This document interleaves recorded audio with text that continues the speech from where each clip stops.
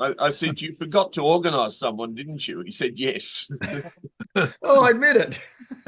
So No, he didn't. It was just making it a bit, yeah, a mystery till the it was end. very mysterious. So I thought, well, everybody's going to know me, so I'd better do something a bit different. And and I decided that I'd show some of the philatelic ephemera that I've accumulated over the years. It's only quite a small part of what I humbly call my museum, but I think you'll all find it pretty interesting. And I'm happy to get straight into it, Frank. All right. Right. So we start with a couple of little gems for the what was then the Philatelic Society Victoria. This is the only example I've seen of this invitation, and it's probably survived because it wasn't actually sent to anybody, and it's not in great condition. But as I say, it's the only one I've seen. It's a nice thing. It's got a very crude half length on it. At least it's in blue, as it should be, being a threepence. And I imagine it was a pretty nice evening for the for that exhibition of postage stamps, philatelic literature, etc. And this is 1904, so quite a number of important books related to Australian philately had been issued by then, including the Bassett Hull volumes and the Royal of London's Australasia volume, and so on. So there was actually quite a groundswell of literature interest at the time, which of course was in keeping with the fact that our half-lengths and Queen on Throne issues in particular were keenly sought after by all the major collectors in the world at that time, as they still should be today. Okay, I think we can move on, Frank. Now, this dates from 1953 and addressed to Dr. Heslop, who some of our older members will remember.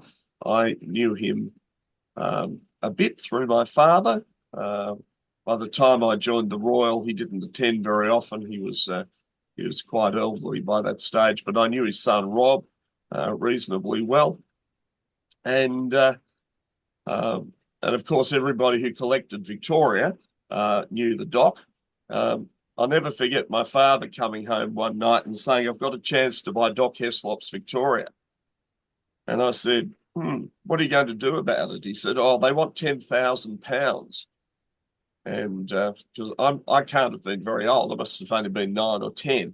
And yeah, £10,000 back in 1965 or thereabouts was an awful lot of money. And unfortunately, I think my father wasn't able to do anything about it without my mother's approval, and she clearly didn't approve. So that unfortunately passed through to the keeper, and collection was eventually sold by Rodney Perry, one of his first sales, and that really kicked him into high gear. Okay, next please, Frank. The 36th sale by tender. I don't know how many were held, but it was probably 200 or 300. And this was sort of my first introduction to the Royal, being able to attend these sales at South Yarra. I started attending them about the age of 12, 13, something like that. And saved up my pocket money to be able to spend $2 or $3 on something, and had a real soft spot for the what did they call it? The superintendent in the early 70s, who was Theo Lester. I'll never forget the day that there was a collection of Zanzibar passed in, and I think the reserve was $8 or something like that. And I went up to him after the sale and I said, I really like that Zanzibar, but I've only got $5. And he said, that's right, son, you can have that. I suspect Theo made up the other three. He was a really, really nice bloke. And he was also one of the philatelist whose collections were stolen in 1984. And for those of us who were around then, that was a very, very nasty time. Ron Hieronymus's collection went walkabout at that stage, never to be seen again. And there were several others.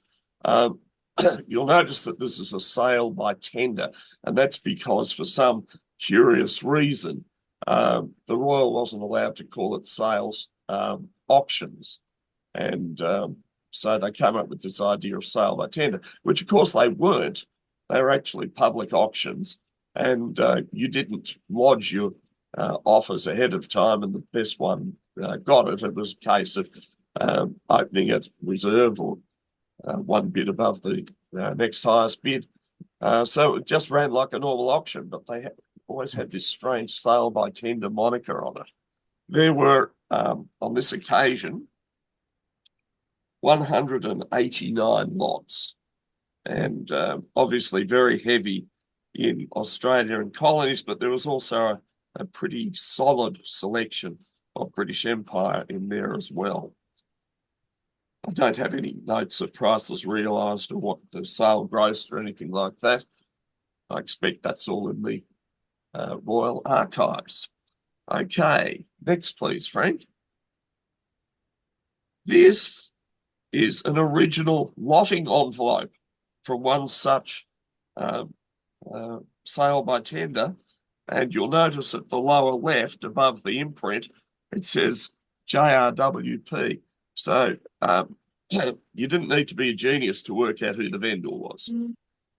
And I actually know that there was an auction over in Perth, no longer with us, that used to do the same thing, put the initials of the vendors on the lots for everyone to see, which was not the smartest thing. On one occasion, I bought a selection of revenues, and when they arrived, I saw who they belonged to, and after I sold the lot for a significant profit, like 2,000% or something like that, I actually contacted the vendor and I said, these are the items of yours that I bought from the Perth auction, and this is what I sold them for.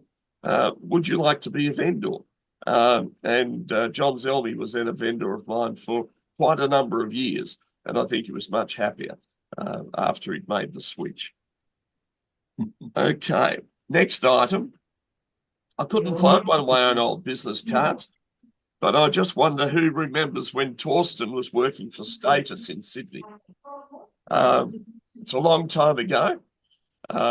He had recently finished his illustrious legal career with Mallesons, and he'd been headhunted by Barry Jarrett to go up to Sydney and work for Barry, and he ran the retail shop in the Royal Arcade. And if anybody does remember Torsten from back then, you'll remember that he had a ponytail, which he doesn't really like being reminded about. So don't tell him I told you. We should ask for a photo, Gary. What's that? Should ask for a photo of his when he had his ponytail. I don't think he'd release it to the public. Okay, next, please. Right. I. Chalice, who I think was Ian Chalice, over in Perth. This was his fairly informal letterhead, and at lower left is actually a little envelope in which the stamps that I mentioned there were enclosed. So, but oh no, it can't be right. They were covers he was buying. Anyway, it's an envelope for the same guy. Philatelic expert. I have no idea where his expertise lay. And seeing as he was from Perth, let's give him the benefit of the doubt and say it was WA. But I know nothing. Okay, next. Somebody everybody will have heard of, Max Stern. I don't know what the date is of this card, which actually is in superb condition. But it was back in the days when the Asda logo looked like something drawn by Max Stern's grandson. It was very, very amateurish. Excuse me. And as you'll see, Max was in the Port Phillip Arcade. He was a member of 3 major associations. I think the information there would actually help date the year of this card. And the Now, phone number too. I'm just going to pop out and grab a drink of water. So mumble amongst yourselves for a couple of minutes, please. It's a very old phone number too. 6 digits. I reckon it'll be the late 60s. I reckon. Yeah, I reckon you're right too.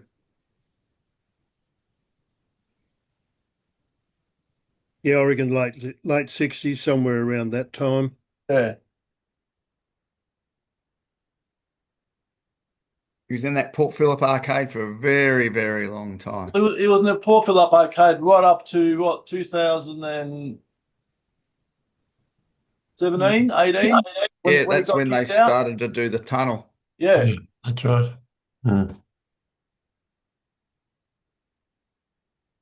Yes, Max Stern had he brought in all sorts of stamps from around the world, and he helped me immensely in my search for Afghanistan. But Max Stern did every country. I think if you wanted to buy any stamp from any country around the world, I reckon he had them all.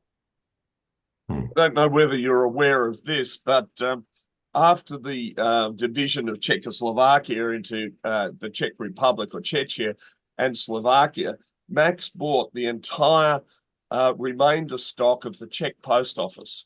Oh, and that's right. Yes, he did. It arrived in pallets, complete sheets in pallets. And he took me upstairs at the Port Phillip Arcade one day to have a look at it. And the quantity was absolutely breathtaking. And he bought it for, a cent in the euro or whatever currency we were dealing with at the time. And no, it was even less than that. It was just ridiculously low price per unit or per sheet.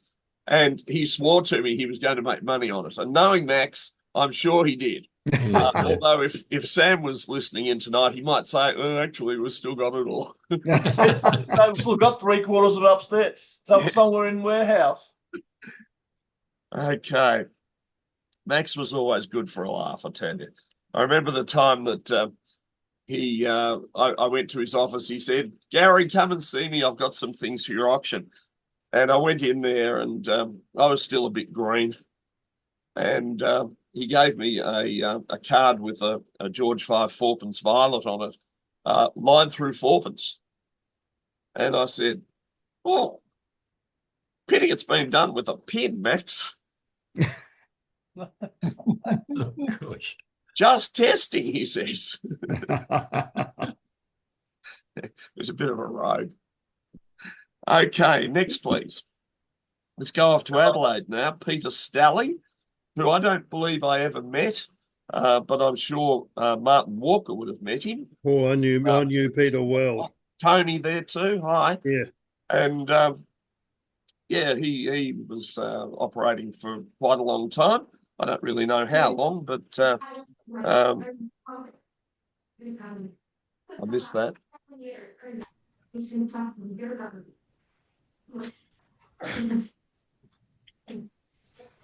Still missed it.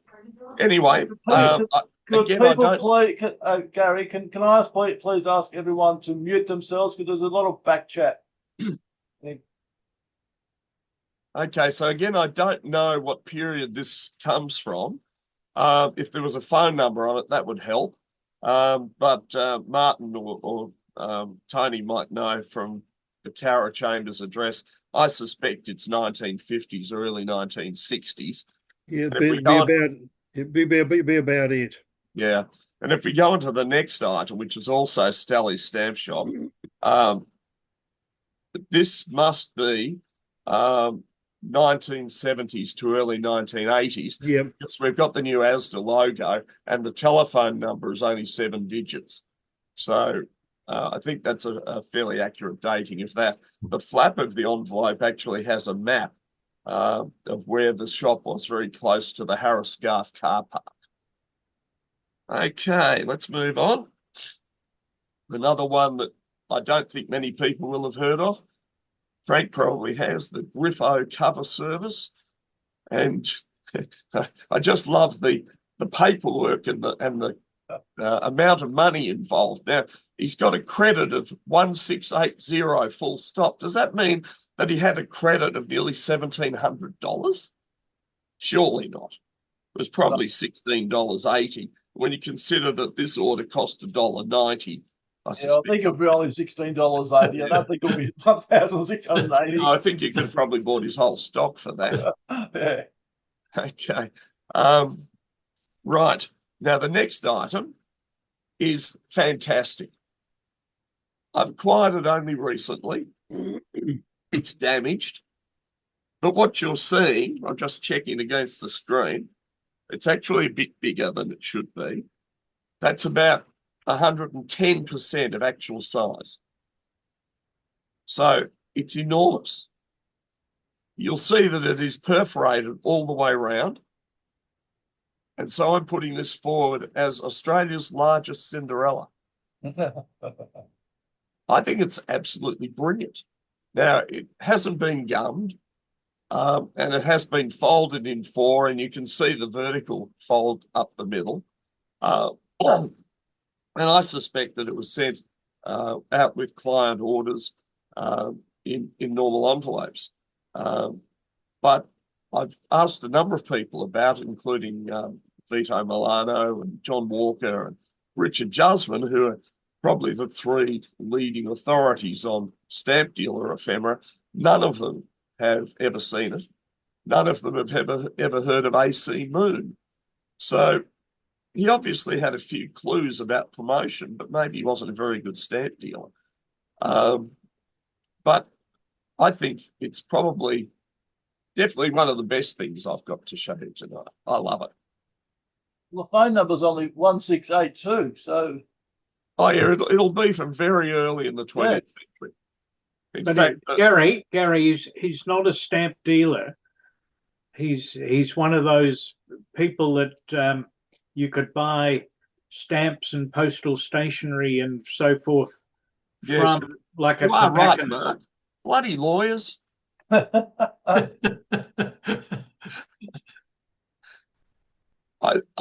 wouldn't surprise me if he was doing a bit of dealing on the side. I suppose I jumped to the conclusion he was a dealer because he was using a reproduction of the current, or near enough current, penny Reading issue. So I think this actually dates from the 1890s. And I suspect that it may have been suppressed by the post office because even though it's heavily overprinted, the stamp itself has been, I suspect, photographically reproduced from a genuine Reading penny. Okay, let's move on. Another little-known postage stamp merchant, let's get the title right this time, G.A. Laker in Brisbane. And it's a lovely little envelope. 5p rate going to England. I don't think it would have got very far at that, so it clearly didn't go through the post. It's a first day cover. Yeah, but it's addressed to England. I know. Probably didn't get there. That's right. Never went anywhere. That's right. 5p is okay. Is it 5p at that time? 59? Yeah. Service rate, British Empire rate. It's okay. Yeah, and 7p to foreign. Yes, you're right. Okay. It's been sealed, so maybe it did go, but it's perfect, so maybe it didn't. I'll leave you to draw your own conclusions. I'm not sure if I acquired it at the same time as the next item, but it has the same map and header on it. Sorry, the same map as on the envelope. And you wonder why an Australian dealer would have a British stamp on his letterhead. It probably indicates that he was doing new issues and so on. And as it says at the bottom, he was a manufacturer of set maker and globetrotter stamp packets. I don't recall ever seeing one of those. The next one's a bit of fun. I'm sure most members remember the William Ackland store in Melbourne. And if you don't, it's just because you're under 60. What I like about this, apart from the fact that it's a nice George V usage, it's registered, it's Ackland's advertisement is printed on the back of the envelope. You can see it's the stamps are across the flap.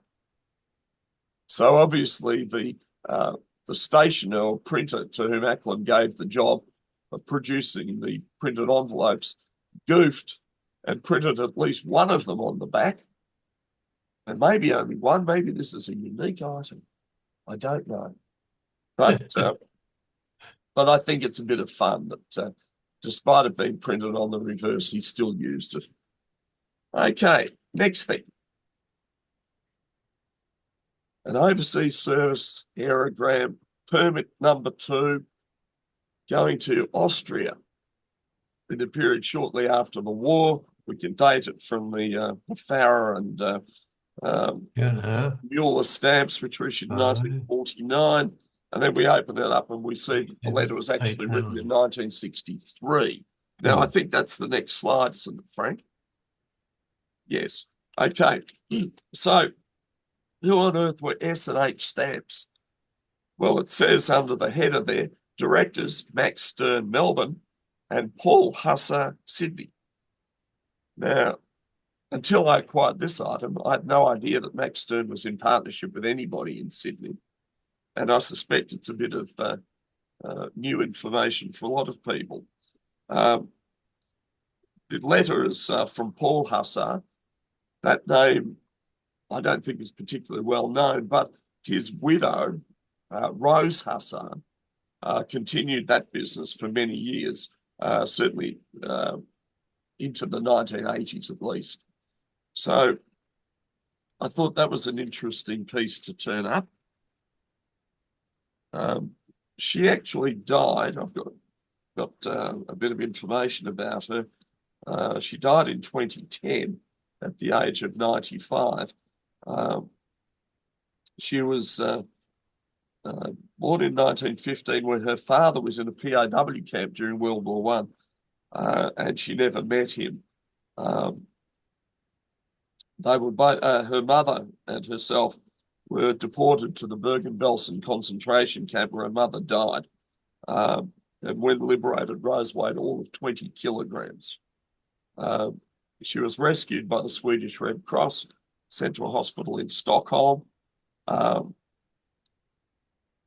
She met Paul, who was also a survivor of the labour camps. They worked in Hungary for a while, and then when the uprising happened there in 1956, they decided to come to Sydney. So this letter was written in 1963, only 7 years after they emigrated. Excuse me. Okay. Next, please. Right, Wilfred Butcher. I have come across this guy a couple of times. This is one of his auction lot folders. And as you see, he worked out of 31 Queen Street, Melbourne. And he had a telephone number with an N prefix, which I guess was from Melbourne. If we go to the next slide, this is the stamps that are in the folder, still in the folder. And most people would dismiss these as printer's waste. I tend to be a little more charitable and call them plate proofs. Whatever their status, they're interesting. And this one up here, the VR, which was actually an underprint, it was printed on the paper before the stamps were printed. The VR is inverted. Okay, next please. 7 Seas stamps. Back in the early days when it was owned by Bill Hornage, and this is dated 1958. I wanted to check when Bill started out, but I didn't get around to it. But this is an order going to a lady in India, presumably a young lady, or at least an unmarried lady in India. And she's buying a dozen sports leaves, whatever they were, 100 British Empire for £1.10, 2 binders at 10 and 6pence each, and a subscription to shows. Don't know what that is. Stamp News. Stamp News it is. Oh, S News. Yes, you're right. S News, yeah. Thank you. So the invoice came to £3.16 and 6 plus 5 shillings exchange, and she overpaid by a shilling, so that was refunded. Times are very different these days. I mean, that's 10 cents. Okay, let's move on. Orlo Smith, another famous name in Melbourne philatelic circles, and sending off to England. Of course, most of the prominent dealers in Australia in the early days had strong clienteles outside of the home country. I think that the market here was never really large enough to support the ambitions of people like Nicole and Hagen in Sydney, or Orlo Smith and the names escape me, the other ones in Melbourne at the time. So they all developed strong overseas contacts. Anybody who collects revenues will notice that there's a Victorian tuppence stamp affixed at the base. And question, would you like us to keep you supplied with new issues? That's soft peddling, isn't it? Okay, next one. Let's just go international for a bit.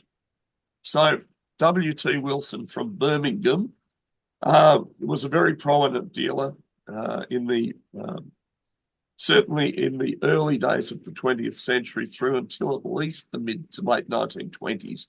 And you'll see a lot of registered covers addressed to Wilson of Birmingham. And this postcard was from the International Philatelic Exhibition in London in 1923. And there's quite a bit of information on the signage on his stand. But the card itself wasn't used until the following year. Have I got the back of the card as the next slide, Frank? No, okay, so you can leave it there. But the card was used during the Wembley exhibition, has a penny Wembley stamp on it, and it was sent to Eton College. Now, one would think that if you're dealing in England, you're probably aware of Eton College, but whoever typed up the card couldn't spell it. It's E-A-T-O-N College at Windsor. Right, this is a fun item. How's your Italian? Studio filatelico specializzato in storia postale e varietà. So, deals in stamps and postal history and varieties. Never heard of the firm. This is the only item I've ever seen from it. But what's on the back is far more interesting. Right? It's a propaganda leaflet for the Italian Communist Party.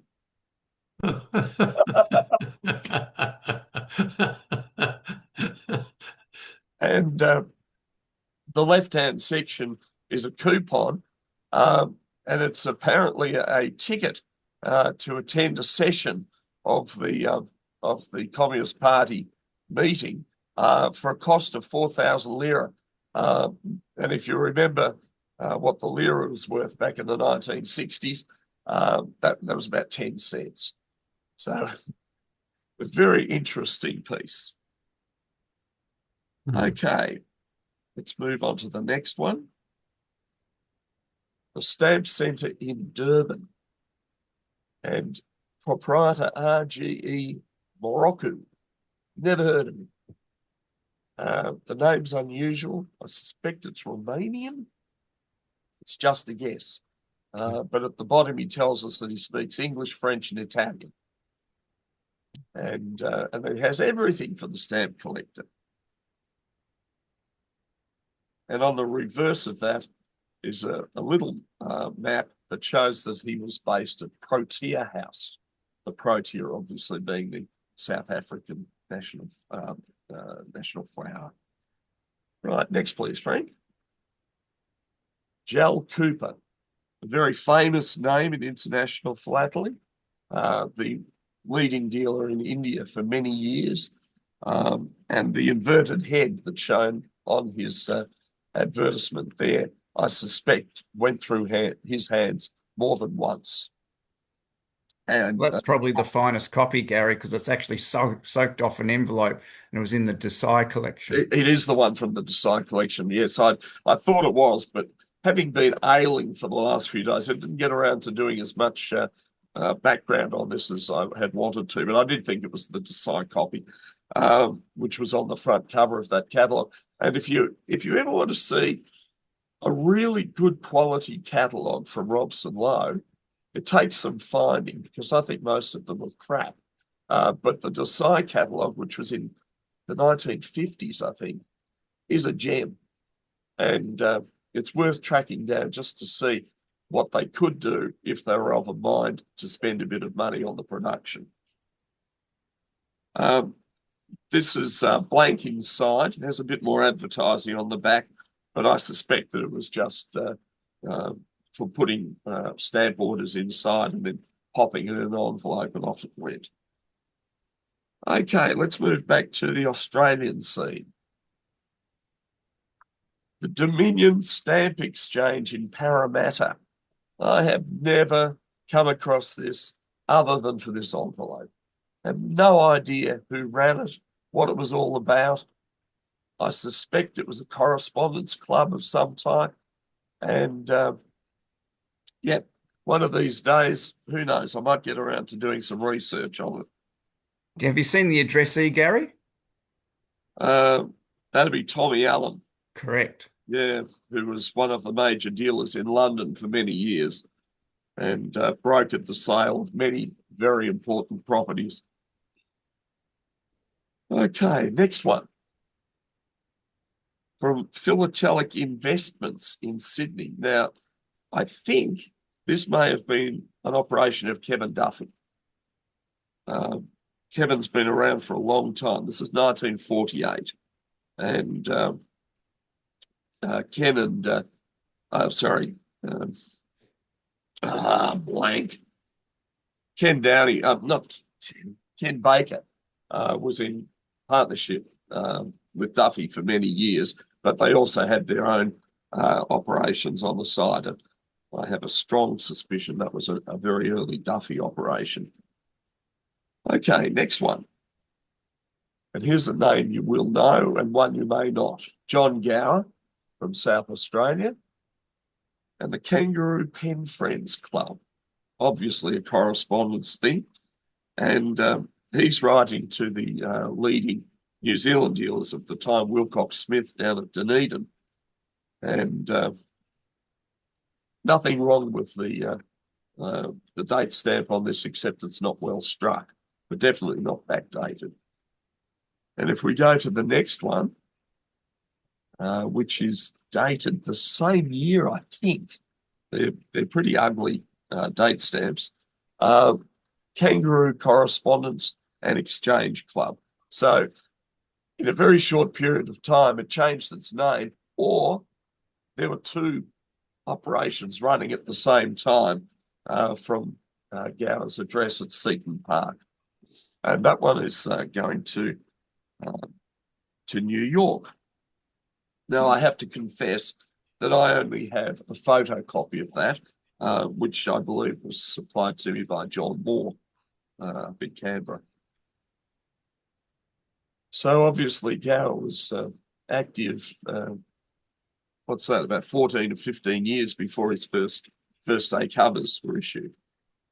I suspect he was quite young at that stage too. All right, the next one's a bit of a conundrum.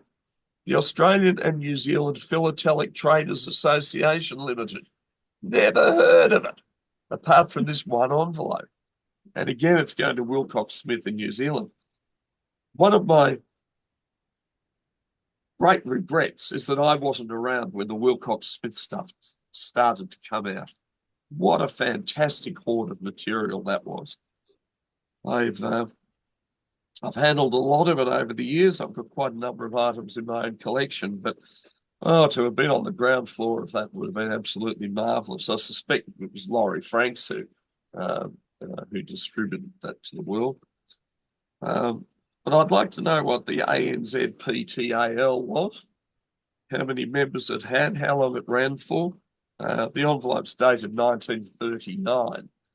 Maybe whoever was running it went off to war and nothing ever was heard about it again. Okay, let's have a look at a few accessories. A popular colour chart. You may recognise the inside, the cover, and you'll notice that it has a ring at the top, and you could put a thread through that and hang it from, I don't know, your glasses or your chest or whatever, carry it around for ready reckoning. But I have to say that it's a woeful colour chart. And if we go to the next slide, this is from another example. This one's actually ring bound at the top. And if you have a look at these blues, some of the names, Stuart blue, mineral blue, J blue, Boone grey. What are these? French turquoise. They mean nothing. And many of the colour samples that are on it, which are all like little stamps that have been stuck in place, you look at them and think, oh no, give them different names. They all appear to be imperfect, but when you look closely, quite a number of them are actually rouletted. So they were printed in sheets and then torn apart and laboriously placed into these little folders. I suppose we should be grateful that Gibbons came along and did their thing, which, even though it has a lot of deficiencies, is certainly much better than this. Did I say who produced it?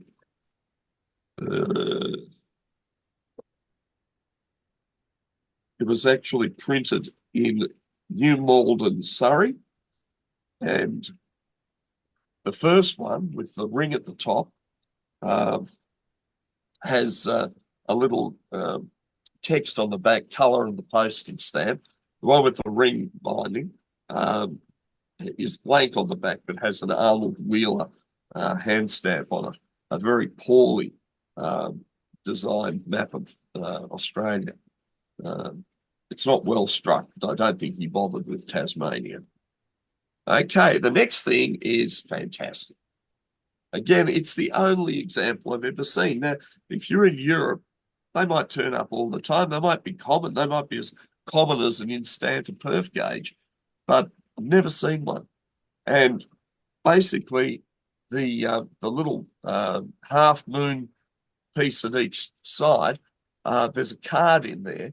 And as you pull the card out, the information in all those little cutout windows changes so that you get all the different rates for all the different services that the French Post Office was offering. And so you see, what am I saying? My French isn't what it used to be, but it's a nice thing. Next slide is the reverse side. So we get more of the same sort of thing, but more illustrations, and we have a blank box. That's probably for making up your own rates. Again, it's in absolutely superb condition. It was in one of our auctions a little while ago, and I don't think anybody else bid for it. I had $100 on it. Nobody else wanted it, so I thought, well, that can go in the museum. So we're now moving on to our last slide.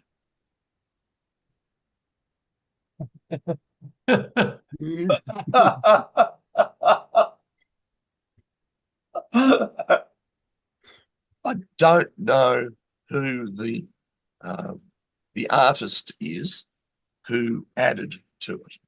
Well, I know who the Fonz is. Yeah, Rod, probably Rod Perry. yeah. There's a lot going on. So Ferret, Wrexham Fair. there's the Rod Perry logo at the back. Now, I can date this to the time when Rod was spending less and less time on his auction business and more time on his empire building. And he had he bought a boutique for his second wife, Jill, that was just money down the drain. I think he had a big investment in a classy restaurant. He had very expensive cars. He bought or was in the process of buying the mansion out at Ivanhoe. No, that was a bit later. Maybe it was. No, forget about the property. But there was all sorts of stuff going on. And even though the business was basically doing okay, he was siphoning cash out of it at a rapid rate of knots. And this was the point at which I decided to bail. Now, I'm not on there.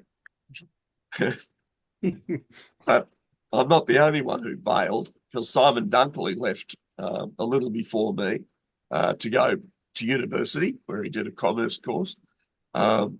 Chris, what's Chris' name? Chris McLeod, who was the office manager, he left to take up a position with Australia Post in their state headquarters. Chris was actually in the building on the floor where the mad gunman ran amok and shot a number of Chris's colleagues. And you may remember that tragic circumstance.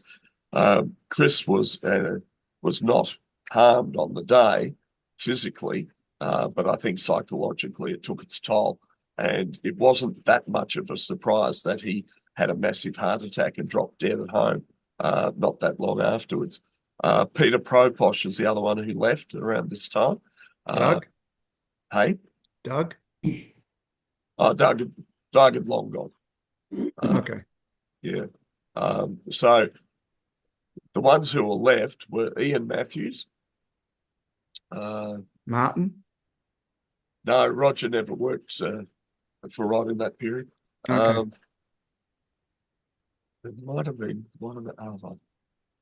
The two girls, Kathy Kondos and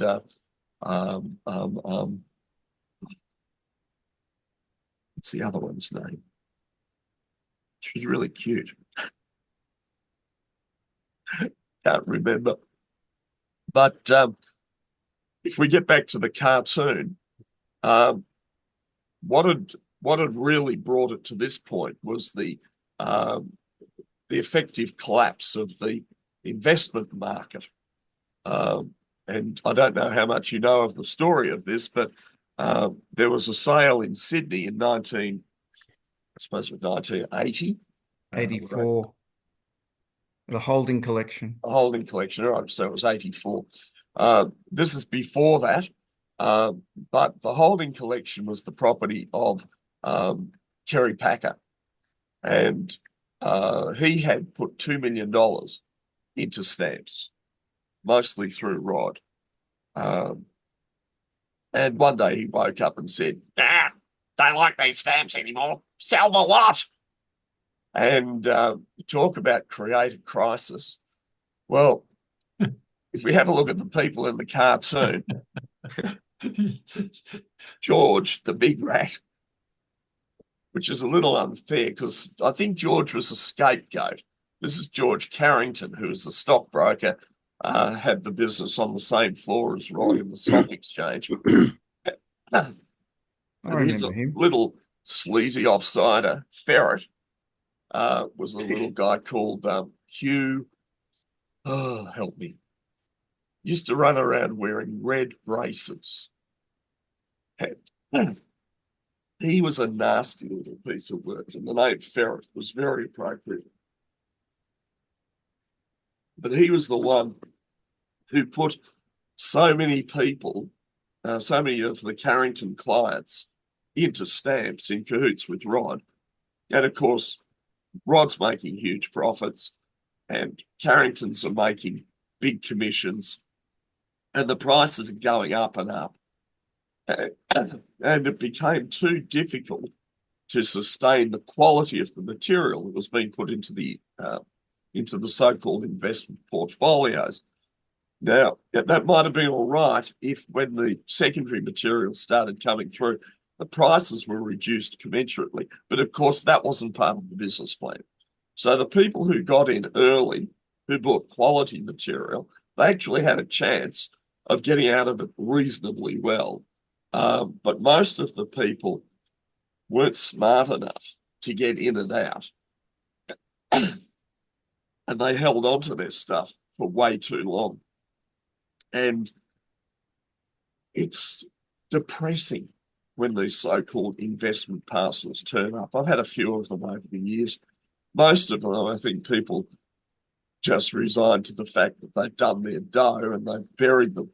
But it didn't reflect at all well on the Carrington firm. I expect that there were very many, very disappointed clients who would have been banging on the doors there. So what else can we show you there? It's got Rex and Fair in there. Yes, RL would be Rex Robson Lowe. Corner. I have to say, I'm not sure what the Rex and Fair connection there was. It may have been that they were supplying a lot of material for the auctions, and perhaps they were not getting paid properly. I think that's probably the reference there. Alan Levy was never the type to come out all guns blazing. So if he was seriously pissed off with something. The creditors, of course, only had a limited patience span. And so they were circling the wagons. And if you have a look on the left-hand side, the investors bailing, followed by the number 2 account, which was an interesting piece of accounting. And basically it ran the transcontinental philatelic investments operation. Harcourt Street, I don't remember which property that was. So yes, there was a property. I don't think that's the Idaho property. No, it's not. Oh, I know. It's in East Hawthorne. It's in East Hawthorne. Yes, he bought that. A great white elephant. Rod loved white elephants, particularly if they had a tower. You might see a similarity in his other purchases of properties, not the real white elephant up in the Daintree. But yes, he'd certainly heavily invested in this rather run-down mansion in East Hawthorne. So when you added it all up, this was a business that was literally going down the toilet. And those of us who could see the writing on the wall and it was writ large, we all got out. I've missed one of the rats, centre base, RL, which I presume is a reference to Robson Lowe.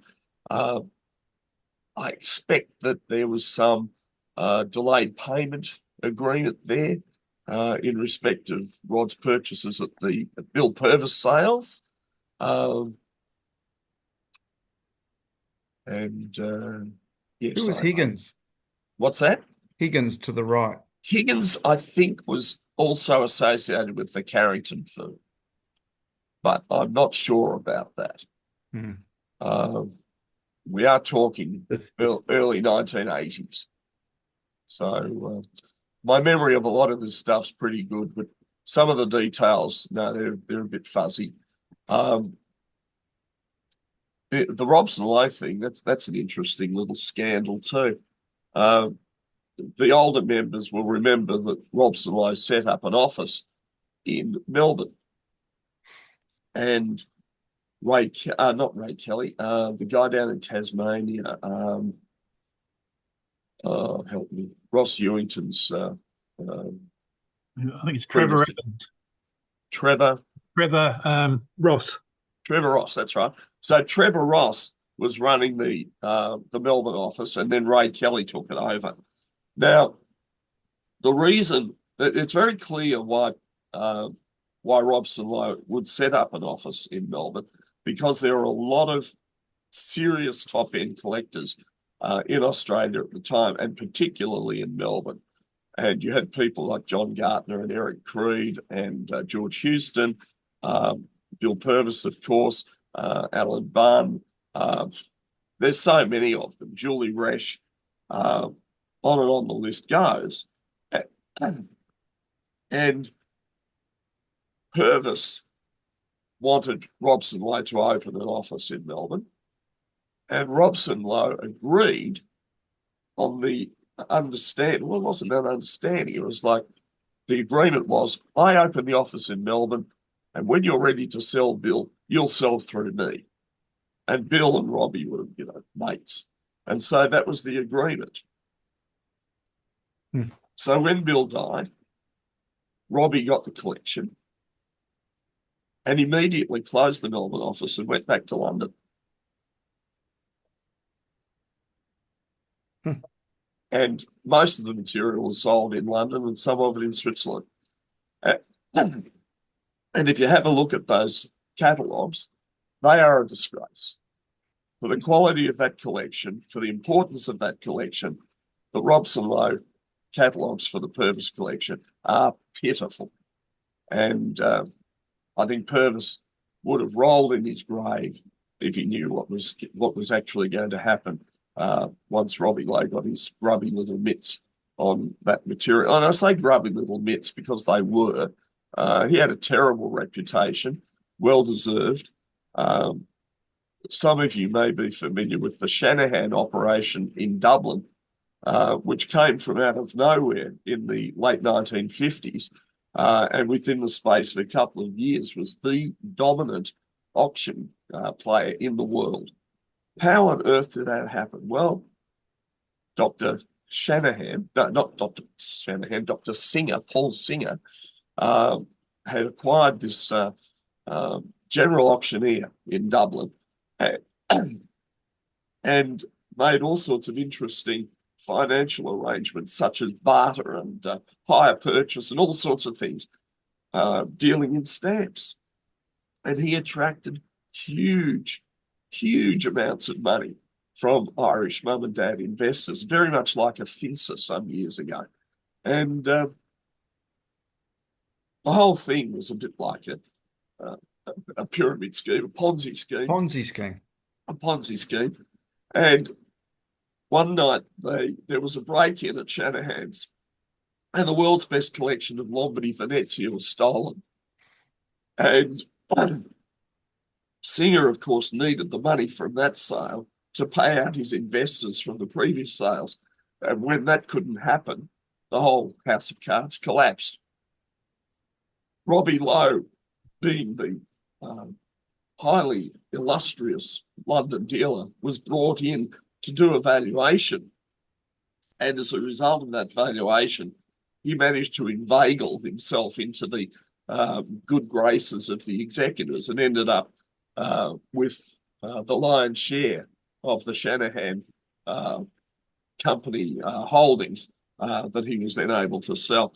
And this included, wait for it, the Burris collection. So Shanahan's actually had the Burris collection. But as a result of Robson Lowe getting in there and muddying the waters, defaming Singer, giving valuations that were very helpful to his cause, he ended up with the lion's share of the spoils from the Shanahan collapse. I'm sure if somebody was to write a book about Frank Robson Lowe, it would make gripping reading. Okay, so I've shown you some nice things tonight. I've had a bit of a rant, dumped some dirt. I hope you've all found it very interesting. One of these days I might bring out some of the three-dimensional items that are in my museum, including the entirety of the Horton's hoard. which was the date stamps I acquired back in the 1980s, with the intention of selling them to Australia Post to get them off the market. And I had a verbal agreement with Chris McLeod that would happen. And then Chris died and Australia Post reneged. Oh, does that surprise anybody? Of course not. So I still own them. Australia Post tried to claim them back, saying that they were their property. And I thought that was a rather mean-spirited way of going about it. I paid $10,000 for the items. I only wanted my money back. They wouldn't come to the party, so I told them to get stuffed, and so I still have them. Okay, I think that's it for tonight. Beautiful. Thank you for your attention and your attendance.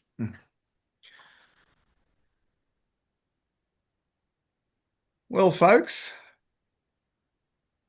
Well, Gary, I thought that was fantastic. I don't know about the others, but Here. Oh, well, Yeah, great. excellent. Thank you, guys. so I mean, you know, what we've been through is we've jumped into the TARDIS and we've gone back about up to 100 years ago, or even more. Some of that early 120 Victorian, late Victorian stuff. Yeah. And it's a grand tour of stamp dealings throughout Australia and some bits and pieces of the world. And a lot of these names I actually do remember. A lot of the some of these names, like Gary, I don't remember or I don't know of them. We spent 10 minutes on one item at the end, and a lot of that stuff I was relatively familiar with because I was attending Rod Perry auctions in my short pants. I was And going to say you're in nappies then. oh no, I had short pants on. So I attended my first Rod Perry auction when I was 14. So my parents let me out of the house to go and do that. So and it's been a disgrace ever since. You know, I've just been a stamp head. But to me, this is highly interesting. I'm glad it's people think the same, or I hope they think the same. This isn't about postal history or stamps. It's a commercial history of stamp collecting and stamp collectors and dealers. Yeah. And the thing is, back in the old days, there were very few auctions, and most of the transactions actually went through dealers. And it's only when it gets to the post-war and especially the late 50s, early 60s, you start seeing more auctions, more photographs of the auction materials, etc. And the Shanahan saga is exceptionally interesting. There's a guy who does a half-hour presentation on the Shanahan sales, and I've got a few of them here. And they're highly sought after catalogs because they didn't produce too many of them. And they were done in newsprint, and so they needed to be well looked after or they would have fallen apart. Yeah. I unfortunately sold my 20 or so many years ago. That's a regret. Yeah. Yeah. So for me, Gary, thanks a lot. It was, for a mystery guest, we had a mystery material and it was highly entertaining. I thoroughly enjoyed it. So I hope everybody else did as well. Thanks, Gary. Certainly did. Thanks, Gary. Does anybody very have good. any questions of Gary? No, just to say that Theo Lester was a great person in the early days, and I assisted him and the committee in the auctions that we held in our last place of residence, and it was absolutely superb. And also William Ackland was mentioned, and it was a fascinating thing to go there. They had a water-powered lift, and you had to get in and pull the rope to get yourself up to the first floor. Never saw one of them before. These days they would call it hydraulic. Yeah, but the thing is, I mean, I think, I was of the period, and it would have been before that. There were a number of stamp dealers in Melbourne. You could go and tour all around Melbourne and go visit a number of stamp dealers. And now it's almost like a dinosaur. The only one of any note is Richard Jusman No, that's silly. as a dealer itself. Yeah. So I'm going to move forward. into the more formal part of the meeting. But Gary, thanks a lot, because I thoroughly enjoyed it. I thought it was a lot. I thought it was a lot of fun. And if you've got another one of those, I'm sure I can hit Frank up to make you a mystery guest for a Zoom meeting for next year. Because I'm the retiring president, so I've got to make some recommendations. Next year. So to the formal part of the meeting, we've